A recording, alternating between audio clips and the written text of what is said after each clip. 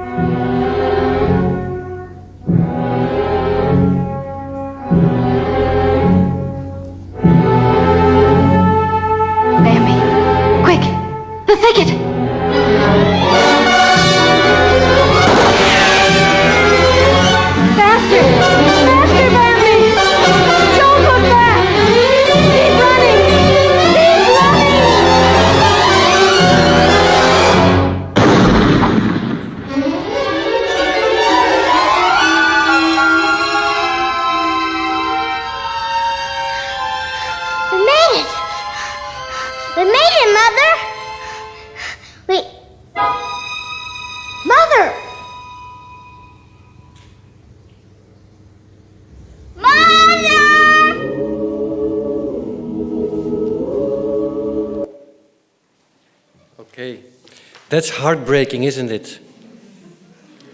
When have you seen that for the last time? You have seen the movie?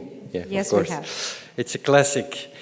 Dear people of Liepaja, the city where the wind is born. So I learned on the internet. I didn't notice it yet, but maybe I will tonight or tomorrow.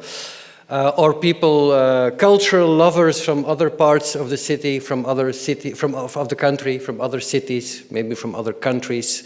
I'm very honored and happy. We can skip to the next screen. I'm very honored and happy to be here today in the frame of Liepaja, Cultural Capital of Europe 27, and to open this conference and to share some thoughts with you on culture.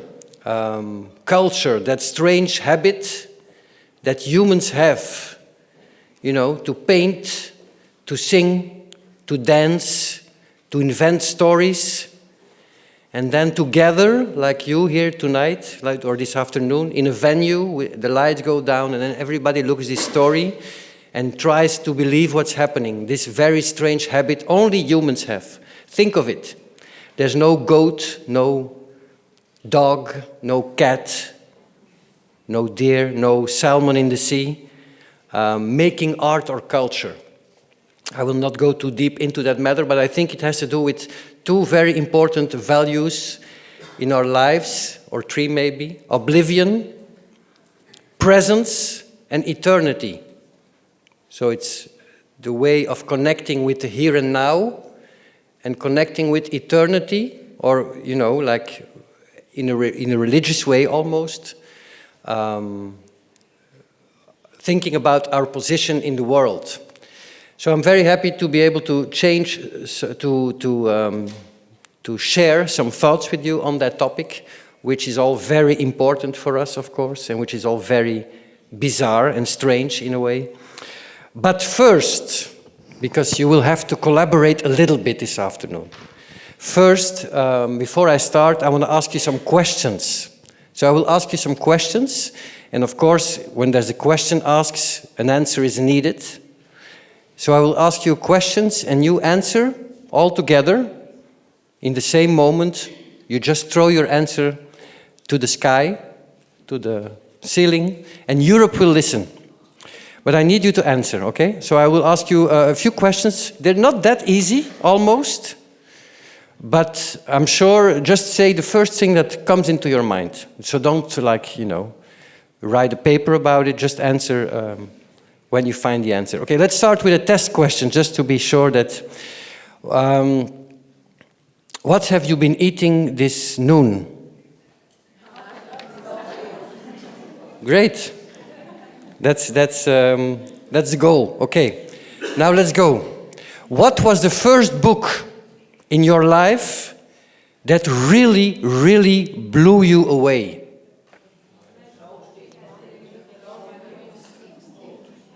That's a lot of titles. How old were you when you read it? 16, I hear. Okay. Are you easily moved by stories and by culture? Is it with tears in front of the screen and all? Crying? Yes? Oh, wow. Other question, are social media a help for people to stay in touch with each other?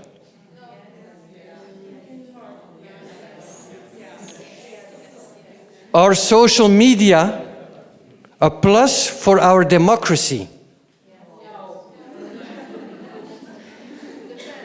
Depends. Is democracy, it's a good day to ask the question, in danger? Yes. It's funny, I often ask that question and everybody goes cheering, yes! It's a little bit funny. Yeah. Can art be not political? No. Is art for the happy few? Depends mostly, yes. Who knows a poem by heart? Who knows? There must be more people there in the back. Great. All right. Can you, to save the world, glue yourself to a painting of Van Gogh? Can you, to save the world, glue yourself to a painting of Picasso? Sure? He made enough. Can you, to save the world, that's the last one, I don't know if you know him, glue yourself to a painting of Jan Fabre? No. Okay. Here for some questions. When I was 20 years old, the city was full of posters with a young musician on it, with a flute. And next to the young musician, there was a question. Can art save the world? And it's a coincidence or not, but it was a poster campaign of the city of Antwerp. Who ever been to Antwerp? That year, 1993, cultural capital of Europe. I'm 21 years old. I work in a cafe in the center of Antwerp, in a bar. And every time I go out with some beers or some Diet Cokes in my hand, I look at the street and I see this poster looking at me with this young guy with the flute and the question next to it. Can art save the world? I mean, what a question, no? What a stupid question. One fool is enough to push the wrong button and the world is bombed to pieces. But still, nevertheless, that's the poster. Kan kunst de wereld redden? For those who speak Flemish, Dutch. But nevertheless, the question kept on playing in my mind. And maybe that is because it was asked to me on a very, very receptive, important moment in my young existence. I was studying at the university, French literature, but that's not important. But I was very young, and I have a theory about this. All the things that you learn, read, absorb, close into your heart before your 20th birthday, it stays with you till the light goes out. It stays your frame of reference till the end of times.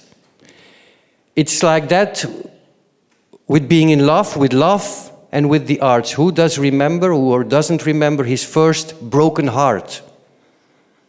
How old were you? 16?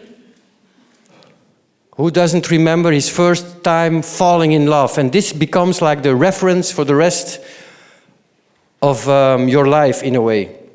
And that's exactly for me why it is so important for young people to be able to get to know art and culture, or at least to make it available and accessible. Not everyone, that's how I try to put it often, not everyone has to like theater. Not everyone, because then people say, well, but I don't like it. Not everyone has to like football. Not everyone has to like theater or concerts or music.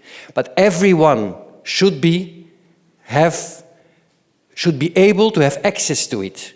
Every young boy or girl or whatever from Liepaja who walks in front of this building should have the impression, this could be my building, this is my house, I belong here. It's an open house.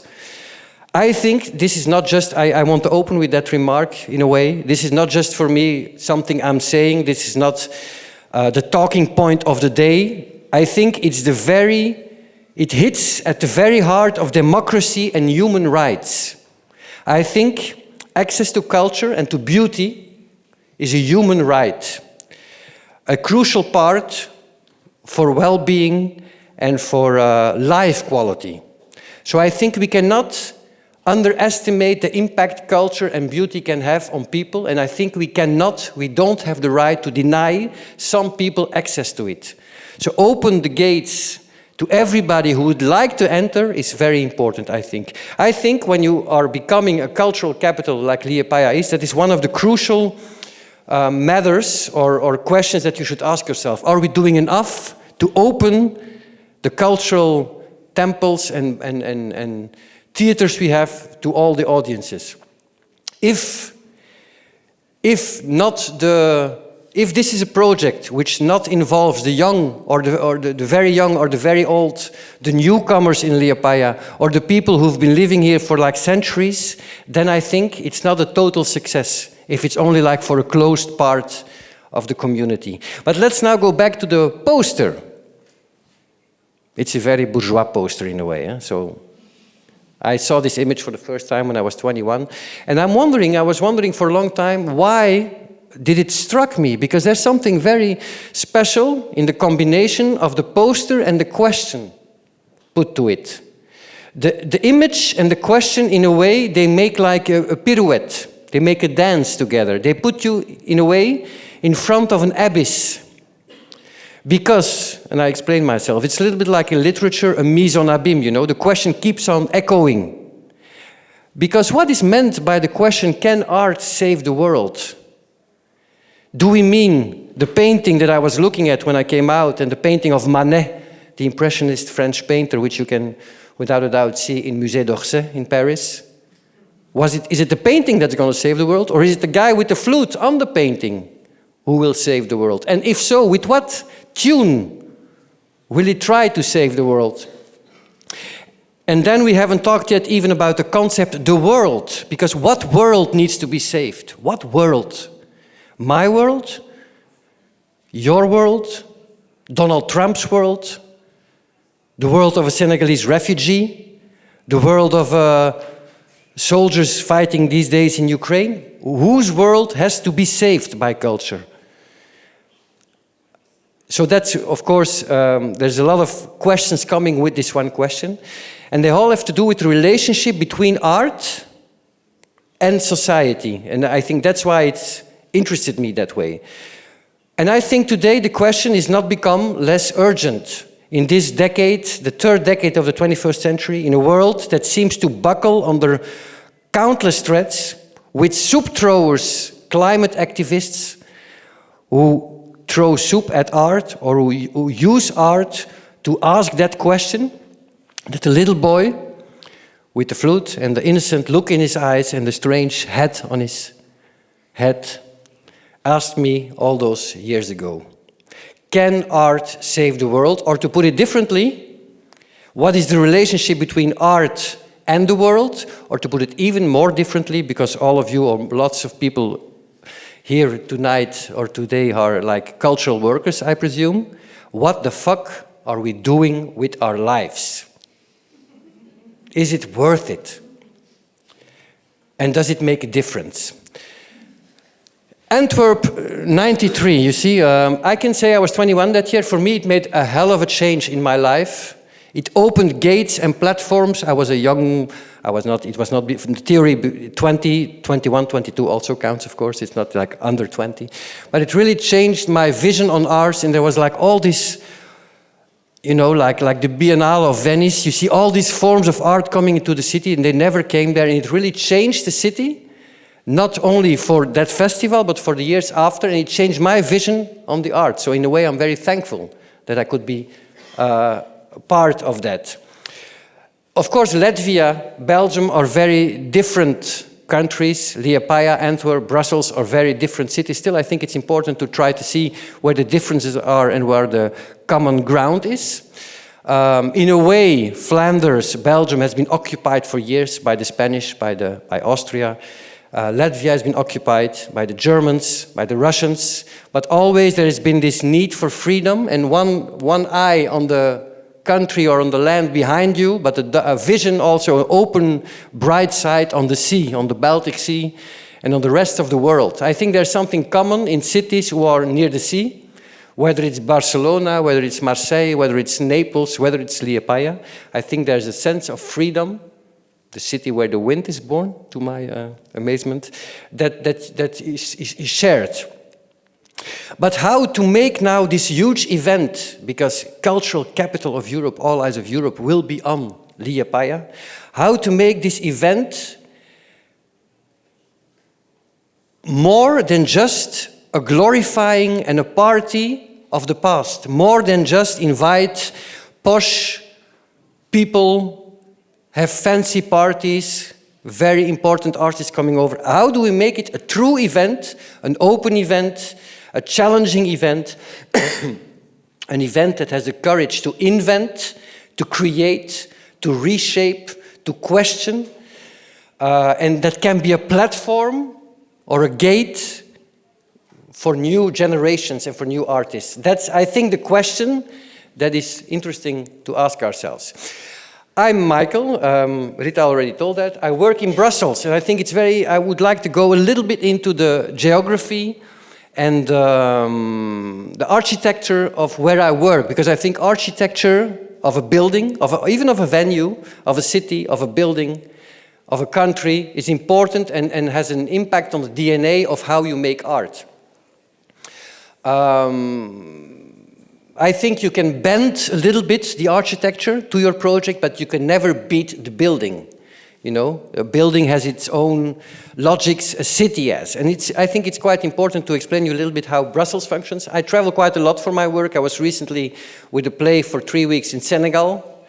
I was 2 years ago on a conference like this one on a different subject, but in Kosovo, later in Georgia, and I work a lot with Chilean artists also, in Santiago, and I see in every city, in every part of the world, a different need and urgency to make art, a different way artists are perceived, a different way they work, a different way they produce. So I think it's and a different audience they make theater for. I will give you one example, not too deep, but we made a play. I will show you a trailer later.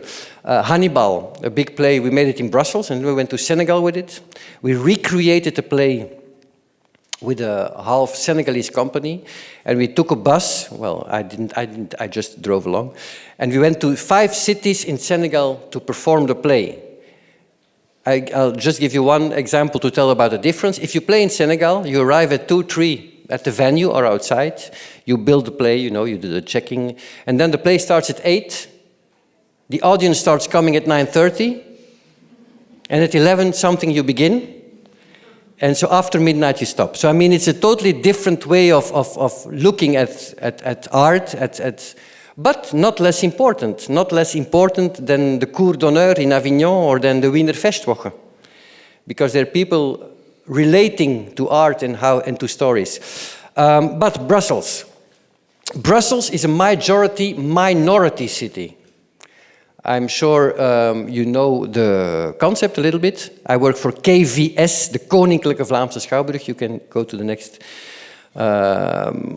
screen. The Royal Flemish Theatre. There are 3 big city theatres in Belgium. There's Antwerp, Ghent, no, in Flanders, Antwerp, Ghent, Brussels. And then you have in the French-speaking part, because Belgium has several languages, you have Liège, you have Namur.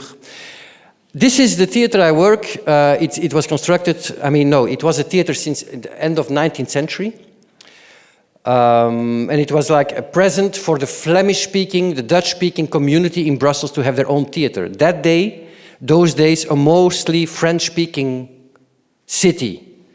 So the power was in the hands of the French-speaking community.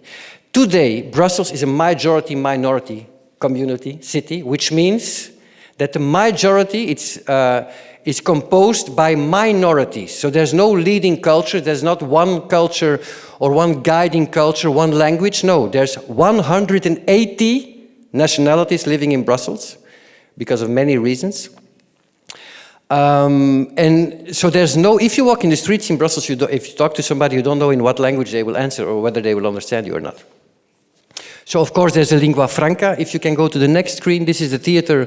The next shot will be the back of the theater.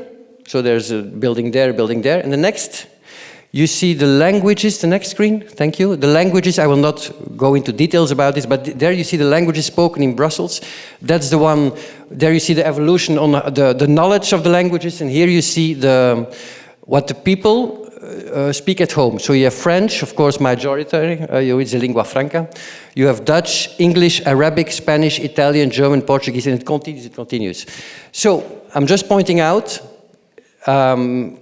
this is Brussels, but it's also the future of Europe. I'm not saying it will go everywhere as quick as in Brussels, in Paris, in London, in Amsterdam, in Marseille, but this is how the evolution in Europe is going. Due to global changes since like 30, 40 years, of course, you all know that. But the question is, when you work in a theater like that, how to create theater, what narrative to create in a context like this, where you cannot relate to a common past, but only to a shared future. So there is no common canonized past. It doesn't exist. There's like a mosaic of stories. And why would the story of the Dutch-speaking part, who of course owns that theater or pays taxes for that theater, the quality would be better than the one of the Moroccan community coming? Why would not their history be taught in schools, etc., etc.? So we tried to find a form in creating for that community, and we did it through city dramaturge. So we have dramaturgs, like the German model, dramaturgs, or the people who read the texts and who prepare the plays and stuff. But we have city dramaturgs, which means that they don't read Molière or Shakespeare or Goethe, but they try to read the city, the alphabet of the city, to ask themselves or ask ourselves, what can we give back to that city? Not what can give the city to us, but what we can give back to the city to make the most relevant and the best theater today. And now I'm talking about the symbolic capital of a theater. And I think it's very important, and once again we have tendency to underestimate the job we're doing. Of course, it's only culture, and there's this tendency in this polarized world to be a little bit, to look down on it. But the symbolic capital of an actor, of me now, but of an actor taking place in the middle of a stage and everybody coming to watch and to listen to him is very important. We can never underestimate that, because it puts the narrative that lives in a community. And even if there's only 50 people in the venue, or 30, or 150, or 1,000, on like a population of 80,000, even if it's only 200-300 people, there's public money invested in that play. There's journalists writing on that play. On the radio, they talk on that play. So it's like an energy starting from the heart of the project, but having like waves all over. So that symbolic capital is very important. That's why we have the city dramaturge, and we make together an open ensemble, which has 3 aims. You can go to the next picture. It has to be gender diverse, multi-ethnic, and multilingual. So that's like the 3, there are others of course, but that's like the way we start programming, or we thought this is, and why do we do that?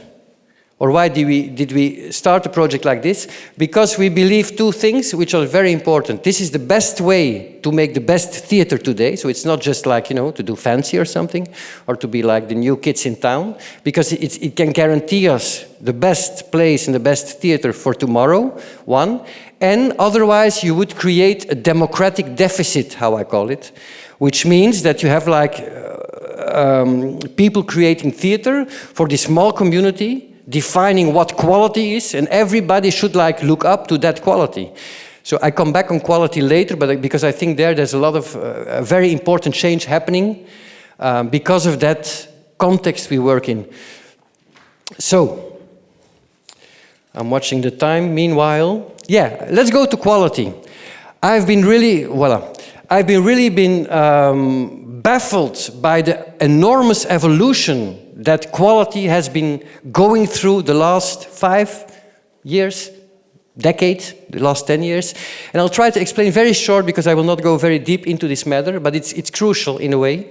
When I was in conservatory in the 90s, right after watching the picture of the young guy with the flute, there was this whole generation of very famous European directors. You know them, or some of them. Ivo van Hove, Anne-Theresa de Keersmaker, Christian Lupa, Warlikowski. There was from Belgium and the Holland coming the Flemish wave, but even, all these names.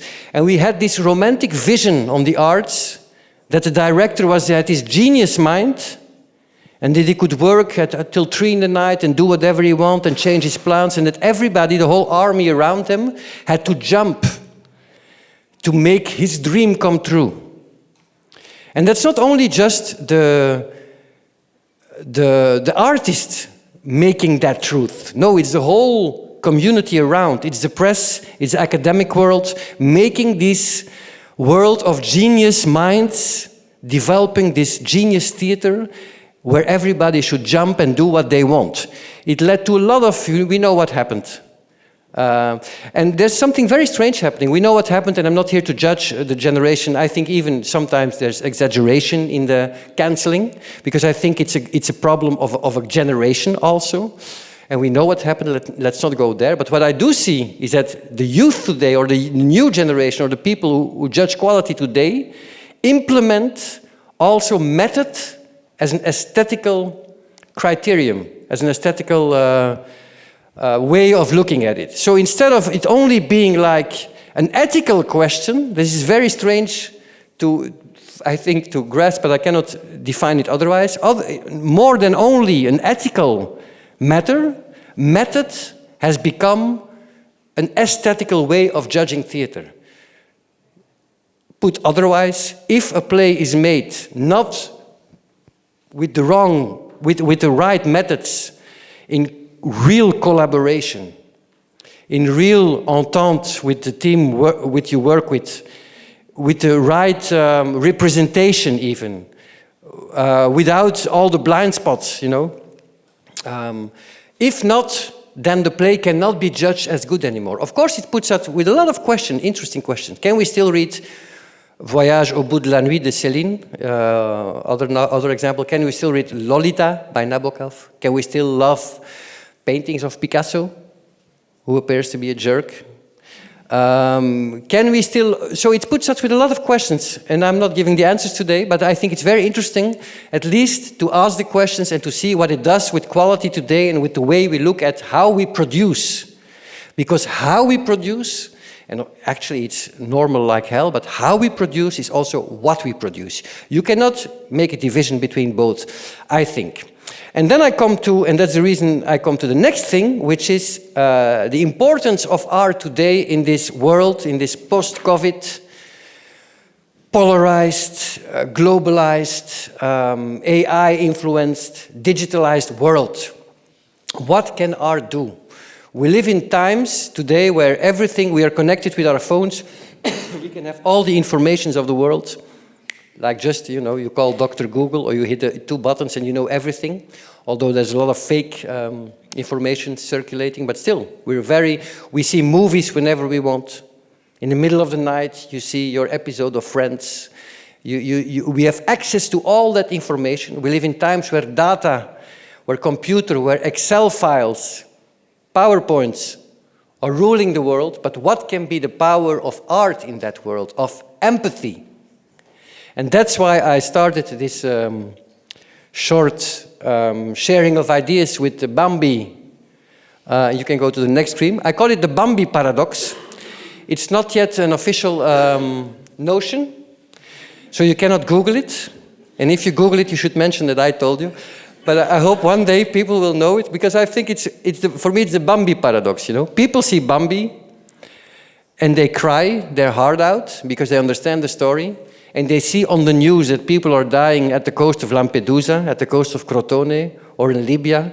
They see war images from Gaza, which are totally unbearable, and you switch to the next channel.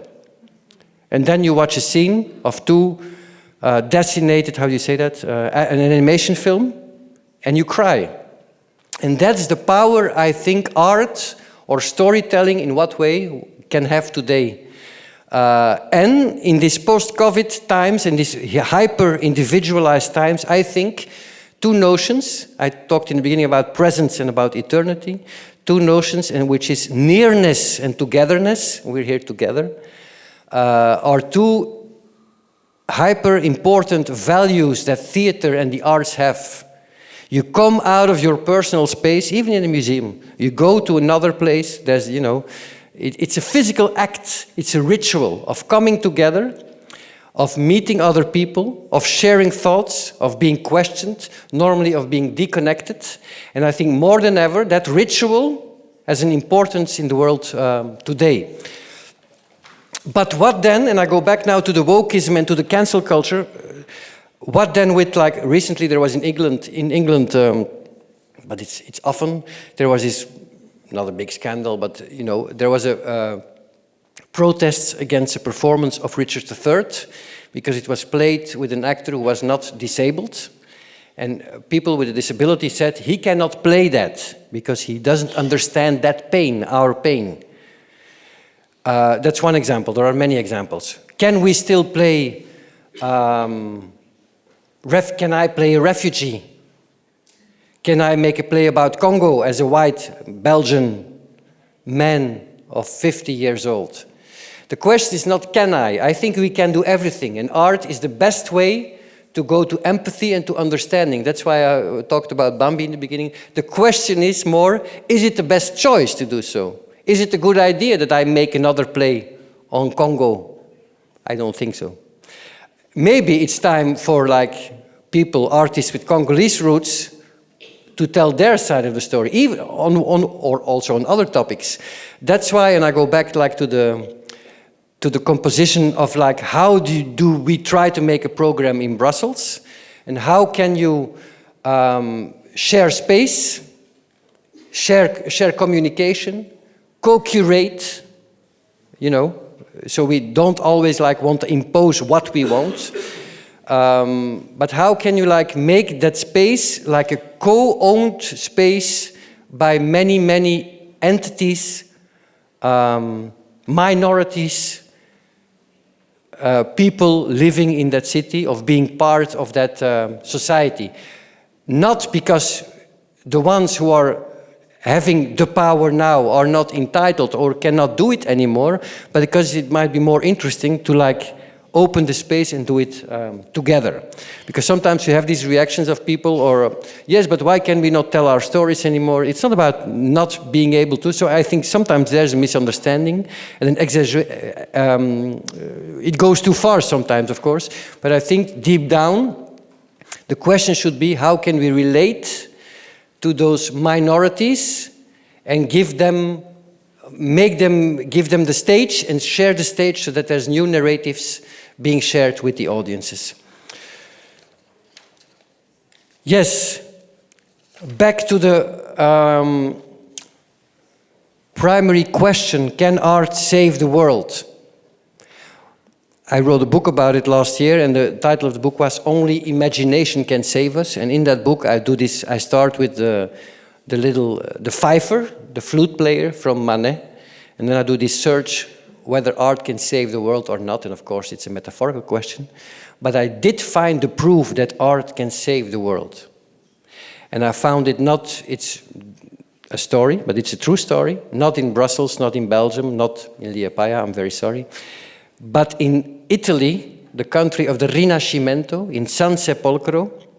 And once I was invited on a festival in San Sepolcro with a play.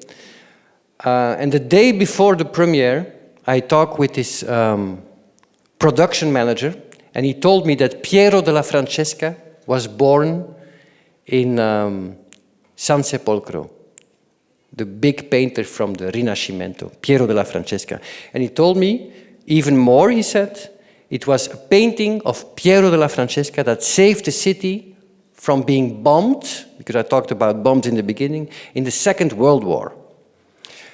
A pilot, an English pilot, had to bomb San Sepolcro, but he didn't do it because he knew that the resurrection of Christ by Piero della Francesca, the most beautiful painting of the world, was in San Sepolcro. The story is even better. The pilot has a name. His name was Anthony Clark, and he never saw the painting himself. He read about the painting in a text by Aldous Huxley. He was it who called the resurrection of Christ by Piero della Francesca the most beautiful painting in the world. So I see the scenery in my head as in a movie, in a way. You have this pilot at 5,000 foot, ready to bomb a city, and he sees on his to-do list the bombing of San Sepolcro. He hesitates, he thinks, and then he thinks about that beautiful painting, and he activates the radio connection with London, and he says, "Sorry, sir, can do." And he makes a U-turn and he flies up onto the other side. I see it as if it's a scene in a movie, and everybody goes out, the movie's finished, and you stay there, sit on your chair, and you look at the titles, you hear the last song of the music, and you stay there because you want to know every song, what was sung in the film, in the movie, and every actor who was acting in it, because you were so bewitched by the story. So what can a city theater or a festival really mean for that city? A theater that is not, or a festival, in service of a career or a development, a theater where polyphony is the norm, where performances are held at various times of day and make sure that they are accessible to as many people as possible. A place that is connected to its neighborhood, anchored in the city, which for several reasons is also the world.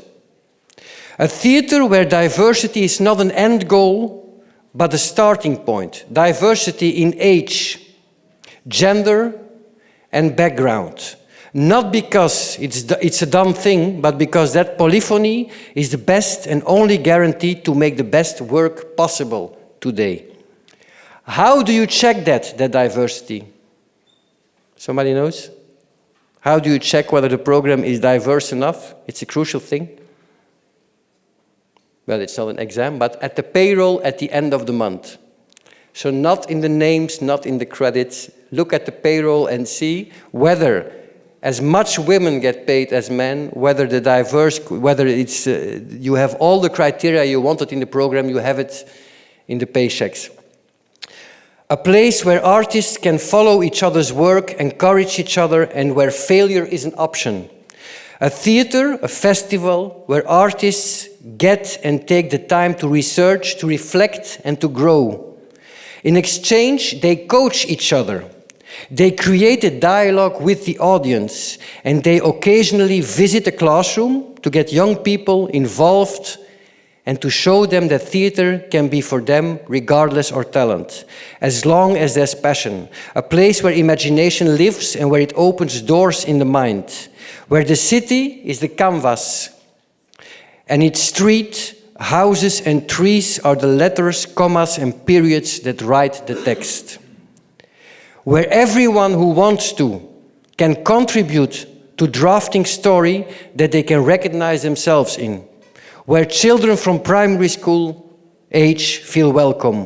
Where you can dance and think, marvel, admire and create community. It's maybe the most important. I think, of a theater. Create community. A city in the city, a theater as a crossroad, a vein, a beating heart, and a place that has meaning in the lives of everyone who wants it to. But to be honest and to answer the question, can art save the world? No, it can't. Art cannot save us. We are doomed. But at the very least, it's what connects us. It's what remains. It's the vulnerability we bear. It's the ritual that defies fear, that defies death. It's the common ground where we find each other, look each other in the eyes, slap each other in the face, tenderly hug and kiss each other. It's the board we play chess on, the love we share. It's what remains of us, little humans, of us, dreamers, doers, darers, doubters, of us packed together like sardines on the train, of us restless souls, bobbering like driftwood on the crest of a wave and hoping and longing and endlessly waiting for someone to accost us, to address us, and however briefly, to hold us tenderly in their arms. So, dear colleagues of Latvia, we live in very challenging times today, I think. Ecological crises, wars at our doors, North Korean soldiers fighting at the Ukraine border, thousands of people getting killed as we speak in Gaza and other places. Europe going more and more xenophobic. And the fear of mass migration being implemented in our brains and pushing our system to the limits.